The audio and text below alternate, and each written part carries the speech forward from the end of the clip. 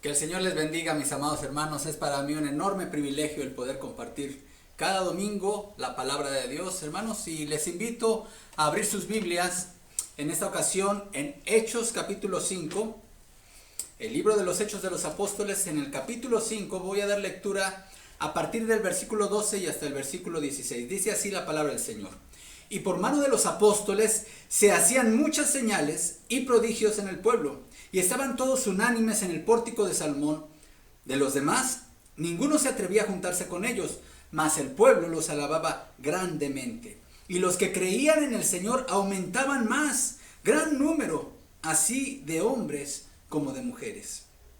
Tanto que sacaban los enfermos a las calles y los ponían en camas y lechos, para que al pasar Pedro, a lo menos su sombra cayese sobre alguno de ellos. Y aún de las ciudades vecinas muchos venían a Jerusalén trayendo enfermos y atormentados de espíritus inmundos, y todos eran sanados. Les invito a orar. Padre, gracias te damos, Señor, por tu palabra preciosa.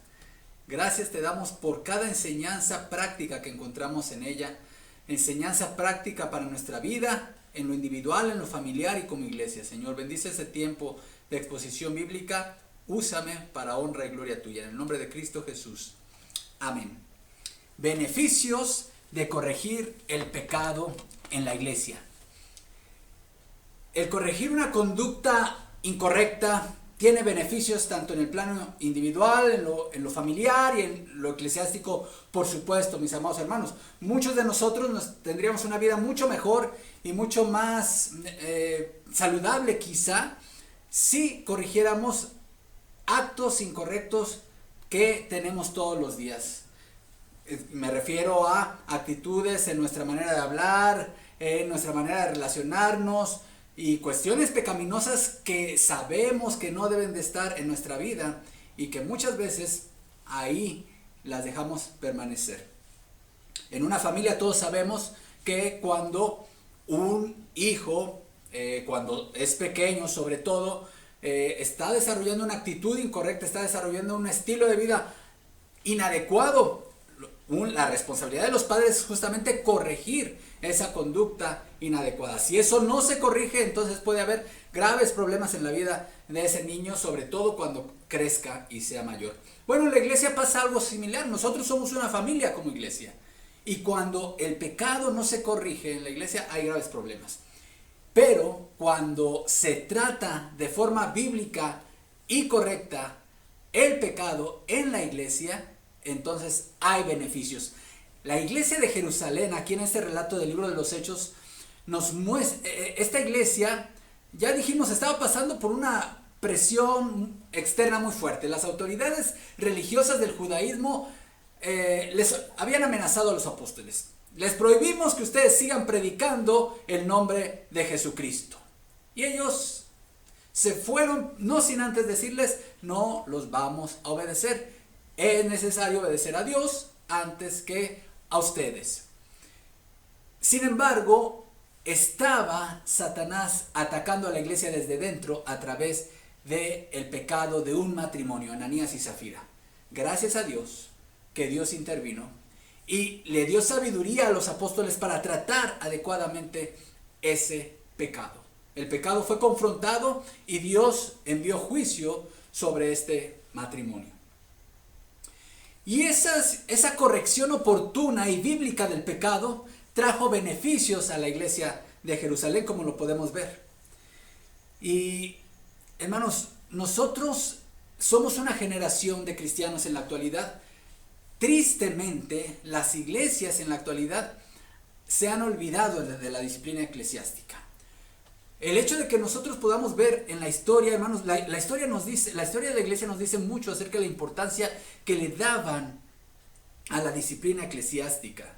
Cuando fue la reforma en el siglo XVI, hermanos, vemos cómo, nada más por citar un ejemplo, la declaración de fe belga, que se conoce como Confesión de Fe Belga del siglo XVI, en su artículo 29 dice lo siguiente acerca de cómo identificar a la iglesia verdadera. Y noten lo que dice: la verdadera iglesia se puede reconocer por las siguientes marcas.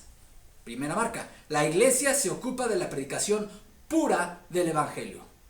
Segunda marca: hace uso de la administración pura de los sacramentos. Hago un paréntesis, nosotros como pueblo bautista no nos referimos a la cena del Señor y al bautismo como sacramentos porque no consideramos que sean medios de gracia, sino son más bien ordenanzas. Pero bueno, cierro el paréntesis y regreso a la cita de esta confesión de fe belga. Hace uso de la administración pura de los sacramentos tal como Cristo los instituyó.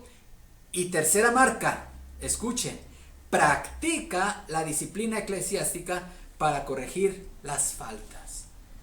Vean cómo era fundamental, importantísimo, vital para identificar a la verdadera iglesia de Cristo, el conservar su santidad, el vigilar por la santidad de la iglesia a través de la observancia y aplicación bíblica de la disciplina. Una revisión de la literatura evangélica de los últimos 5 siglos nos mostrará que el tema de la disciplina era vital y prioritario tanto en la enseñanza como en la práctica de la iglesia. Sin embargo, hermanos, el cristianismo contemporáneo presenta gran debilidad en el tema de la disciplina y por lo menos hay 2 actitudes o 2 formas incorrectas, 2 graves problemas que se pueden referir respecto a la disciplina en el contexto actual de la iglesia evangélica. El primero de ellos me refiero a una actitud de no disciplinar, simplemente no ejercer disciplina. Esto es una actitud equivocada. En estas iglesias que asumen esta actitud, los miembros de la iglesia que cometen pecados graves que ameritan iniciarse un proceso de disciplina, normalmente son tratados con una indiferencia ante el pecado.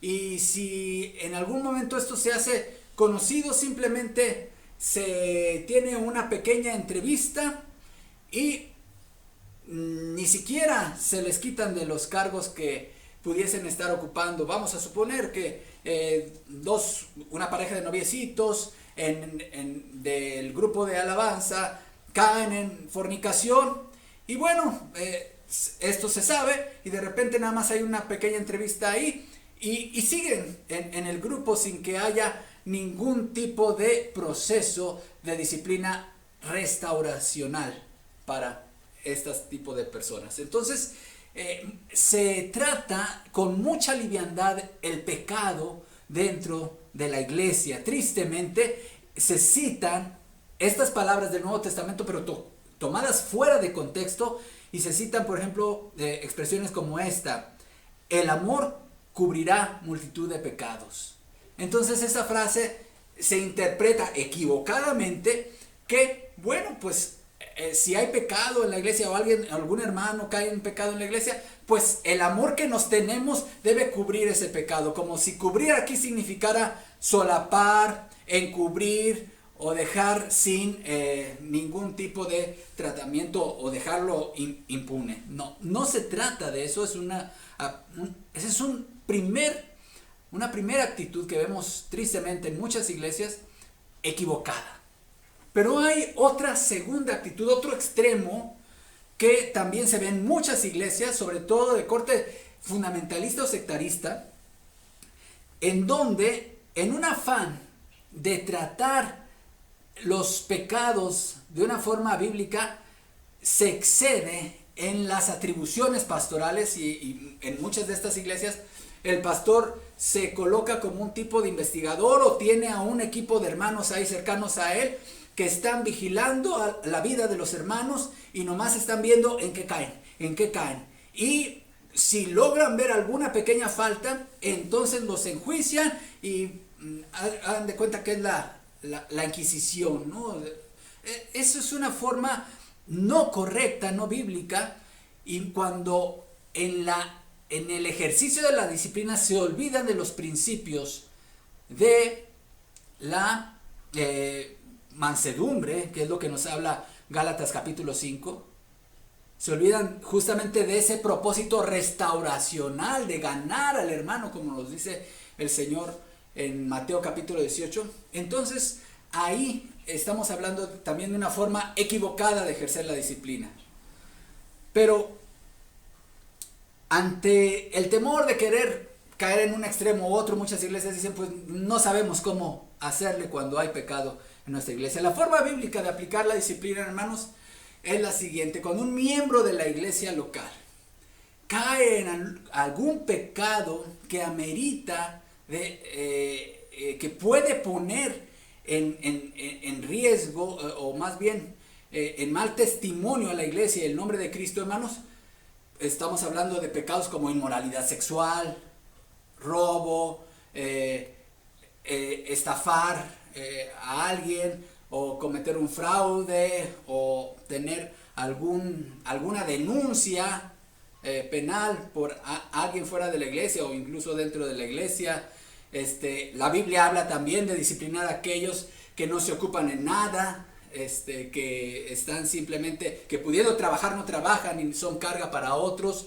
La Biblia también habla de disciplinar a aquellos que causan divisiones en la iglesia. Ellos tienen que ser llamados a disciplina. Bueno, todos estos pecados que atentan contra la unidad y la pureza y la santidad de la iglesia y su buen testimonio en la sociedad deben de ser sometidos a un proceso de disciplina bíblica. Y el Señor dio los pasos. El primer paso es que se trate el asunto en privado. En primer lugar, haya una reprensión, un llamado al arrepentimiento, y si es un verdadero creyente, ahí confesará su pecado, ahí se arrepentirá, y dependiendo de la gravedad, entonces se podrá vigilarlo durante un tiempo.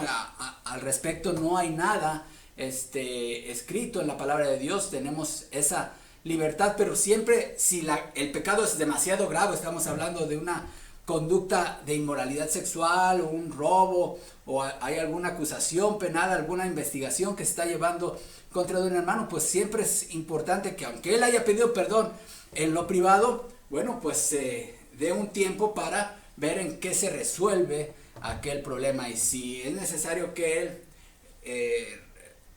restituya el daño, también lo debe de hacer, porque eso lo manda la palabra de Dios. Ese es el paso. Pero si él en la primera reprensión no escucha, entonces el hermano debe de ir, ya no va solo, van con otros 2 o 3 testigos y lo exhortan. Si no escucha a estos hermanos, entonces el caso se presenta a la iglesia, y si no escucha a la iglesia y no se arrepiente, no pide perdón, entonces se tendrá que considerar como una baja de la membresía, se debe considerar como gentil o publicano. Esa es la forma bíblica de cómo tratar los casos de pecado al interior de la iglesia, de una forma muy resumida, por supuesto. Pero creemos que tratar el pecado bíblicamente, hermanos, trae beneficios y bendiciones a la iglesia, como lo podemos ver aquí. ¿Qué beneficios y qué bendiciones trajo a la iglesia de Jerusalén el hecho de que hubieran corregido el pecado de Ananías y Zafira? Bueno, trajo como resultado lo siguiente, hermanos. Una iglesia que corrige el pecado es una iglesia que tiene poder. Hechos 5:12, primera parte. Segundo lugar, una iglesia que corrige el pecado es una iglesia que tiene unidad. Hechos 5:12b. Tercer lugar, la iglesia que corrige el pecado tiene buena reputación con la gente fuera de la iglesia. Hechos 5:13.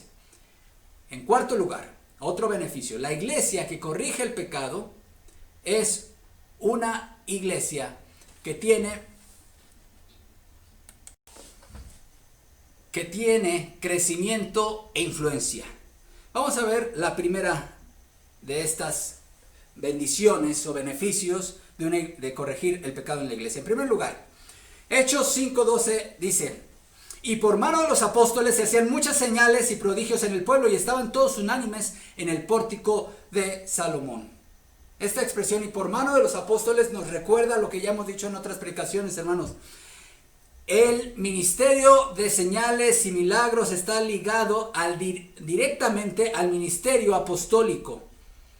No está ligado al ministerio pastoral, no al ministerio de los diáconos o a cualquier cristiano. Era por mano de los apóstoles que se hacían las señales y milagros. Esta es la razón por la que muchos movimientos modernos de señales y milagros que existen, supuestos milagros y señales que dicen hacer estas gentes, tienen que hablar también de que tienen apóstoles. Creemos que el oficio apostólico fue constituido por el mismo Señor Jesucristo para el periodo, note aquí, para el periodo fundacional de la iglesia. Efesios 4:11 dice: y él mismo constituyó a unos apóstoles, a otros profetas, a otros evangelistas, a otros pastores y maestros. Ahora, en esa misma carta de Efesios, veamos cuál fue el propósito por el cual Cristo constituyó apóstoles y profetas. Efesios 2:19 al 22.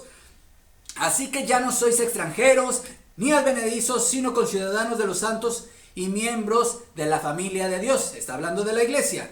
Edificados sobre el fundamento de los apóstoles y profetas, siendo la principal piedra del ángulo Jesucristo mismo, en quien todo el edificio bien coordinado va creciendo para ser un templo santo en el Señor, en quien vosotros también sois juntamente edificados para morada de Dios en el Espíritu. Aquí la iglesia está siendo comparada con un edificio cuya piedra fundacional es Jesucristo.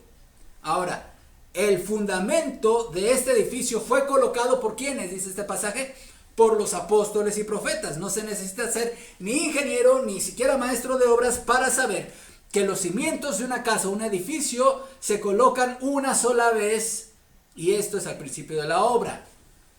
Lo que dice este pasaje es que este edificio espiritual, que es la iglesia, quienes pusieron su fundamento fueron los apóstoles y los profetas.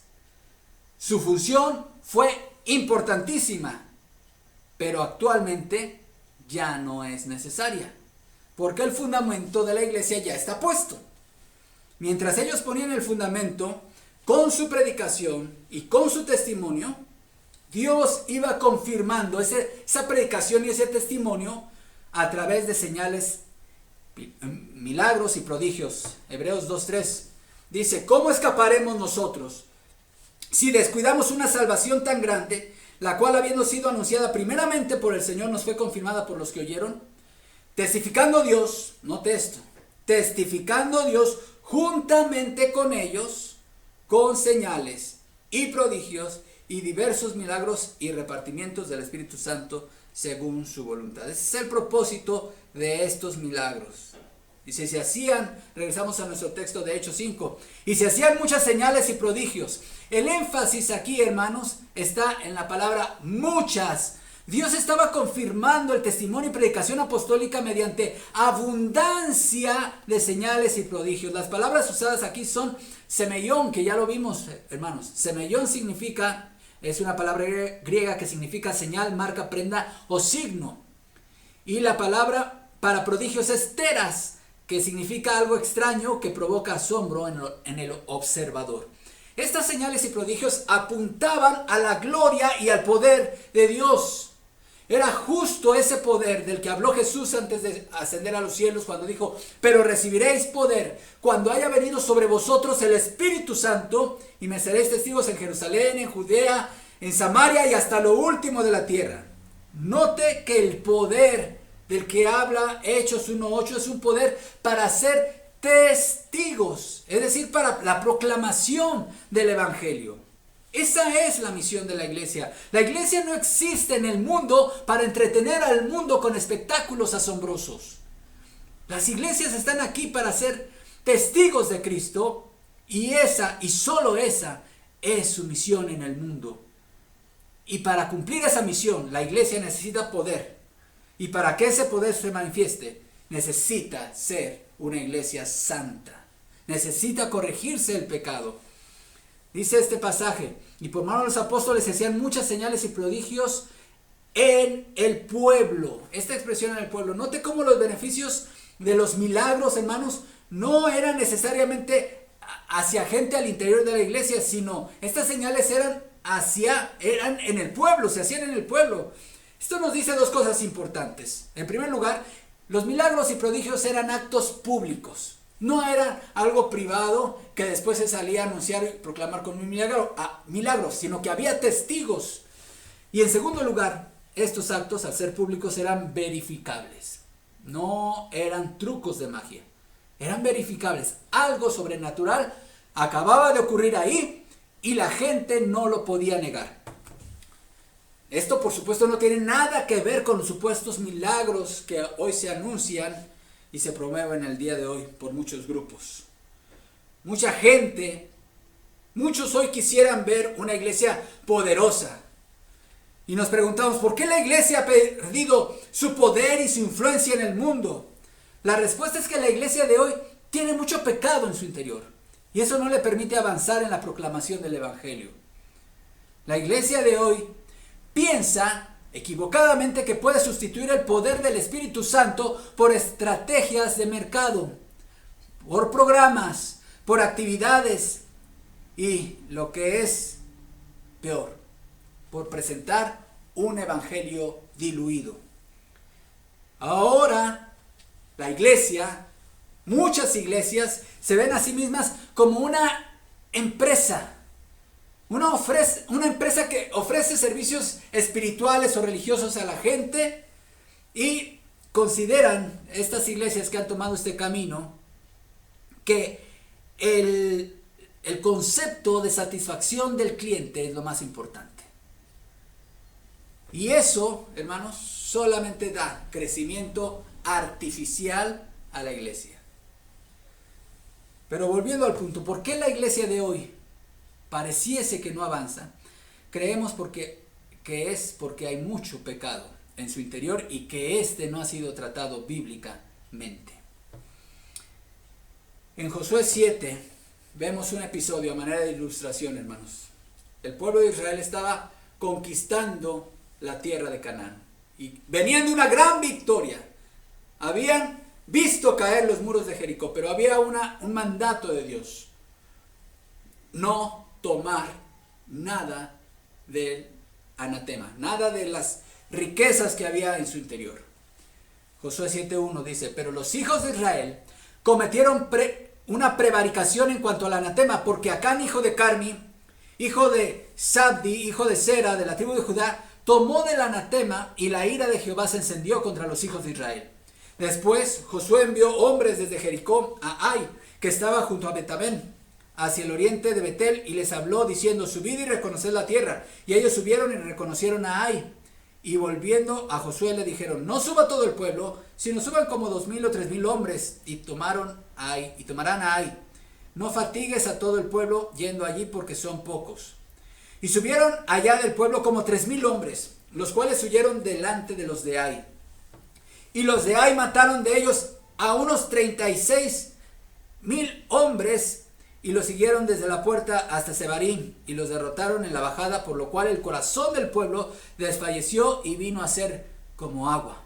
Entonces Josué rompió sus vestidos y se postró en tierra sobre su rostro delante del arca de Jehová hasta caer la tarde, él y los ancianos de Israel, y echaron polvo sobre sus cabezas. Y Josué dijo: ah, Señor Jehová, ¿por qué hiciste pasar a este pueblo el Jordán para entregarnos en las manos de los amorreos, para que nos destruyan?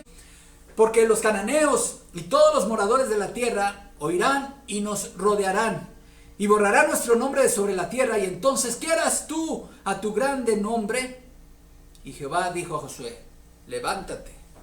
¿Por qué te postras así sobre tu rostro? Israel ha pecado, y aún han quebrantado mi pacto que yo les mandé, y también han tomado del anatema, y hasta han hurtado, han mentido, y aún lo han guardado entre sus enseres.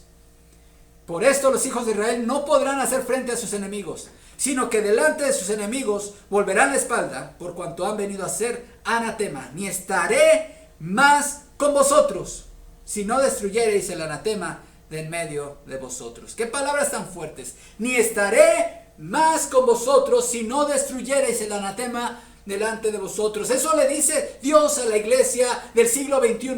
No estaré más con ustedes hasta que traten el pecado que hay en su interior. Muchas iglesias locales han perdido el respaldo de Dios en lo que hacen, debido a que no han tratado de forma bíblica con el pecado que ha ocurrido entre ellos. Un segundo beneficio de corregir el pecado en la iglesia es que trae unidad a la iglesia. Corregir el pecado en la iglesia trae unidad a la iglesia. Versículos 12 y por mano de los apóstoles se hacían muchas señales y prodigios en el pueblo, y estaban todos unánimes en el pórtico de Salomón. Hermanos, una iglesia que corrige el pecado no solamente tiene poder para proclamar el evangelio y seguir avanzando el reino de Dios, sino que una iglesia que corrige el pecado también tiene unidad. Es una iglesia unida. La palabra griega aquí es homotumadón, que significa de común acuerdo. Esta palabra viene de homos, que significa mismo, y tumos, que significa mente, de una misma mente, hermanos. Esto no implica que no existieran opiniones diferentes, o perspectivas, o diferentes puntos de vista en asuntos periféricos. Por supuesto que en la comunidad cristiana de Jerusalén, hermanos, había lugar para el pensamiento propio, el sano debate de las ideas, pero lo fundamental eran de una sola opinión. La iglesia de Jerusalén era de un pensamiento unánime en los siguientes puntos: en la prioridad de proclamar el evangelio, en la prioridad de defender la doctrina de los apóstoles, en la importancia y la prioridad de la observancia de las ordenanzas del bautismo y la cena del Señor, en la importancia y prioridad de la comunión unos con otros, y en la importancia de la ayuda mutua dentro y fuera de la iglesia. La unidad en la iglesia es a la vez un mandamiento y una aspiración. La unidad en la iglesia no debe confundirse con uniformidad. Dios no nos llama como iglesia a la uniformidad. La uniformidad, hermanos, es un aspecto externo. Por lo general es impuesto por alguna autoridad y tiene que ver con que todos pensemos o opinemos igual, o incluso que en aspectos secundarios y no fundamentales. Uniformidad es que todos utilicemos, por ejemplo, la misma liturgia, el mismo programa, los mismos proyectos, como si se tratara de una especie de corporativo. Tampoco se nos llama en la Biblia a la unión. La unión es algo externo y consiste en hacer visible desde fuera de la iglesia como si fuésemos una sola entidad, hermanos. Y este es justamente el proyecto y aspiración del movimiento ecuménico impulsado por el romanismo desde que terminó la Segunda Guerra Mundial. Entonces, ¿a qué sí nos llama el Señor como iglesia, hermanos? Nos llama a la unidad, no a crear unidad, ni a fortalecer la unidad. Efesios 4:3. ¿Qué dice Efesios 4:3? Se nos llama a ser solícitos en guardar la unidad del Espíritu en el vínculo de la paz. Note que la unidad en la iglesia es una realidad creada por la presencia del Espíritu de Dios en nuestras vidas, por la presencia del Espíritu de Dios en la iglesia. ¿A qué se nos llama? No a crearla, ya la creó el Espíritu Santo, ya existe, ya está su presencia real de esa unidad. Estamos llamados a guardarla, solícitos en guardar la unidad del Espíritu. El Espíritu es justamente el vínculo, es ese pegamento que nos mantiene unidos en un cuerpo. Y la amenaza principal a la unidad de toda iglesia local, ¿cuál creen que es, hermanos? El pecado. El pecado es la peor amenaza a la unidad en la iglesia. La iglesia de Corinto era una iglesia carnal en muchos aspectos. Y esa carnalidad se hacía manifiesta por sus divisiones que había entre ellos. De manera que yo, hermanos, dice Pablo, no pude hablarles como a espirituales, sino como a carnales, como a niños en Cristo. Les di a beber leche y no vianda, o sea, alimento sólido, porque aún no eran capaces, ni son capaces todavía, porque aún son carnales, pues habiendo entre vosotros celos, contiendas y disensiones, ¿no son carnales y andan como hombres? Porque diciendo el uno, yo ciertamente soy de Pablo, y el otro, yo soy de Apolos, ¿no son carnales?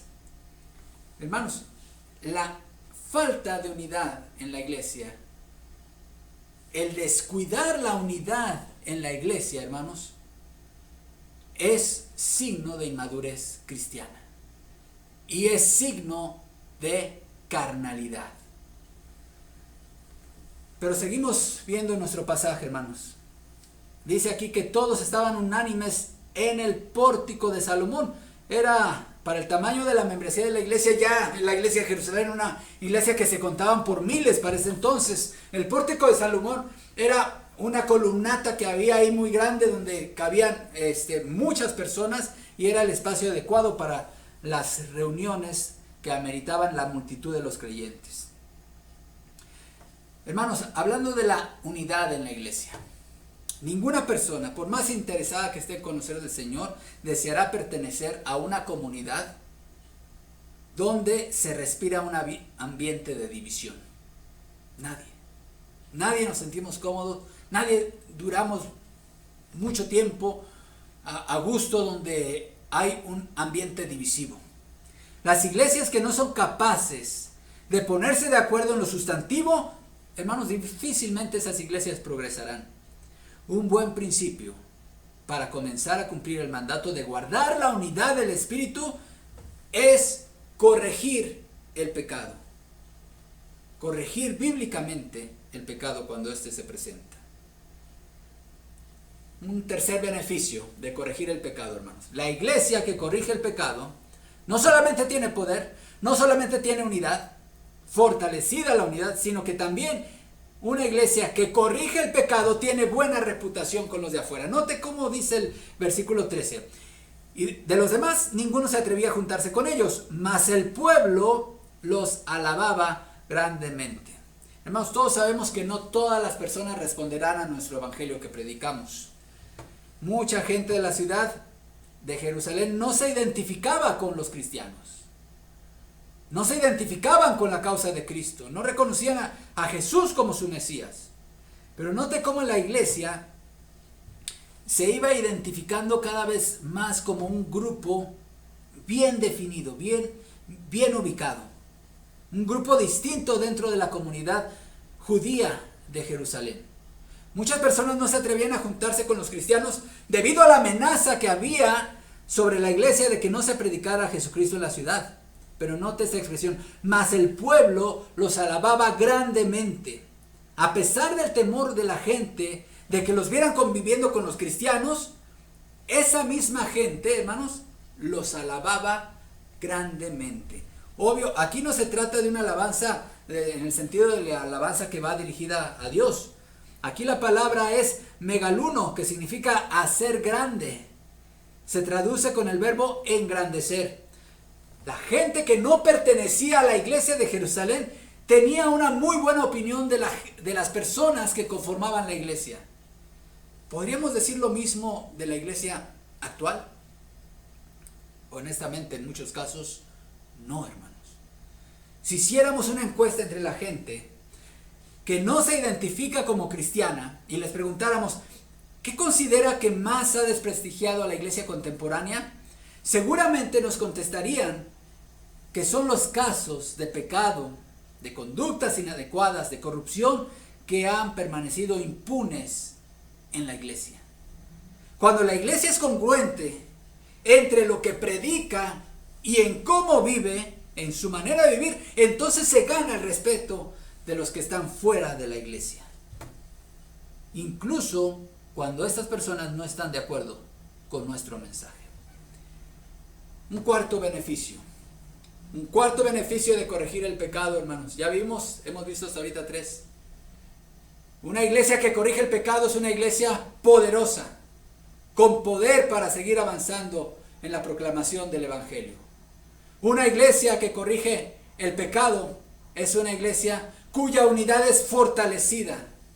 Una iglesia que corrige el pecado también tiene un buen testimonio para con los de afuera.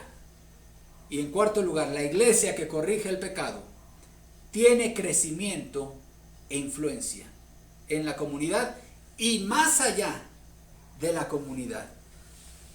Y los que creían en el Señor, versículo 14, los que creían en el Señor aumentaban más, gran número, así de hombres como de mujeres. Toda iglesia saludable, hermanos, deseará crecer. Es natural, legítimo y bíblico el deseo de crecer. El que una iglesia busque que más gente escuche el evangelio, que más gente conozca a Cristo, que más gente se una a la iglesia, es el deseo de querer cumplir con la gran comisión, hermanos. El problema contemporáneo del crecimiento ¿Saben cuál es? No es el deseo de crecer, sino la estrategia de cómo crecer. Es querer tomar en nuestras manos una actividad que le corresponde a Dios. Para ilustrar esto, pondré una analogía con el crecimiento de un niño. El crecimiento de los niños forma parte de los procesos naturales establecidos por Dios.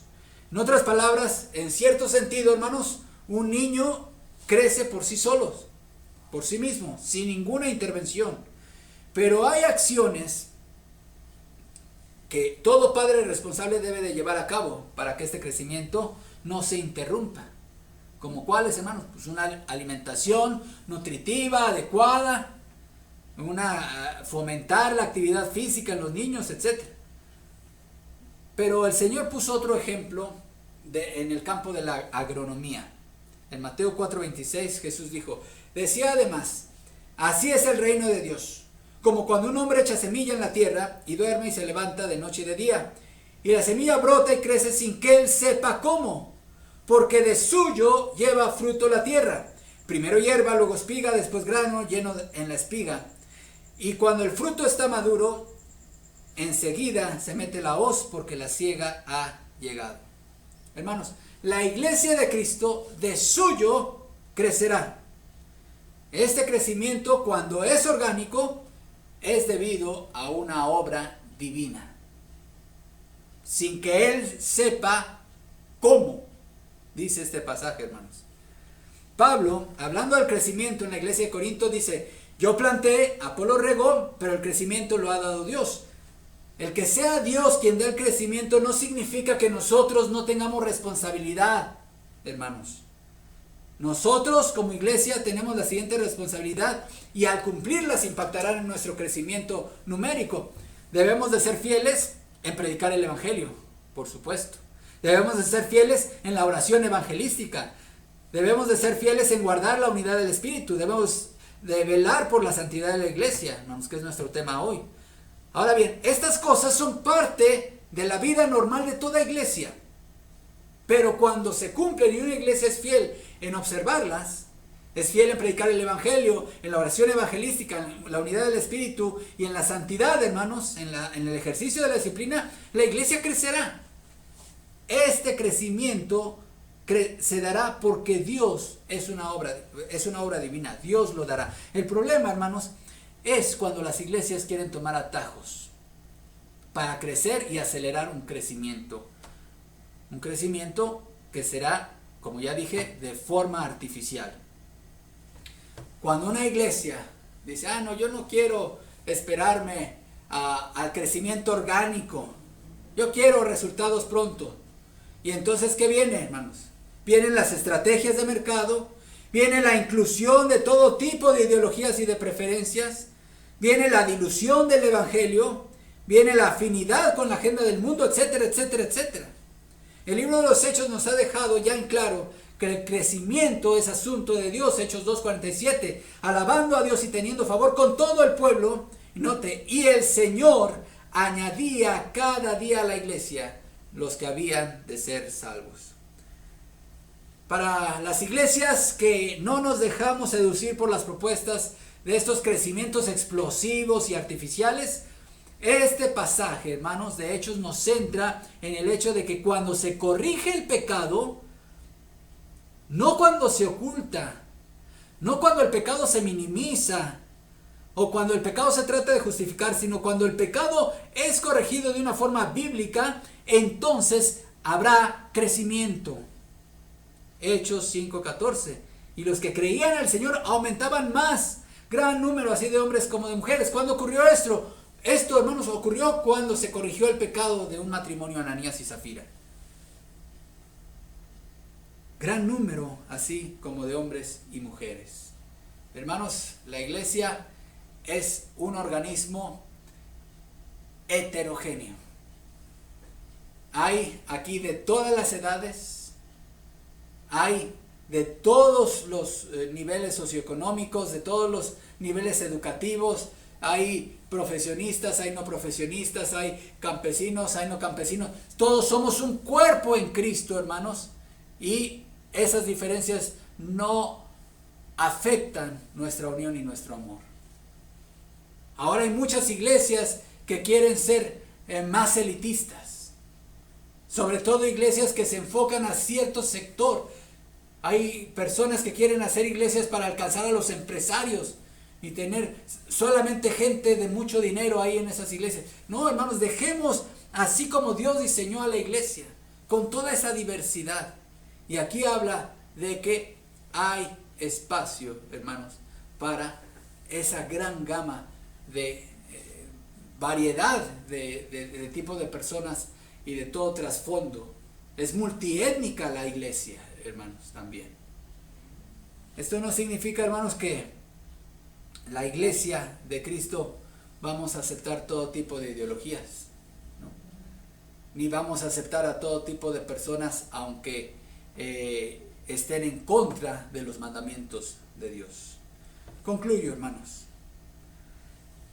Una pregunta que bien debiéramos hacernos: ¿habrá, antes de que Cristo regrese por su pueblo, hermanos, será que habrá algún momento en que la iglesia no necesita corregir el pecado porque ya no se presente pecado? No. La respuesta es no, porque la iglesia de Cristo está formada por pecadores. Algunos pecadores son pecadores regenerados, que aún luchan con su vieja naturaleza.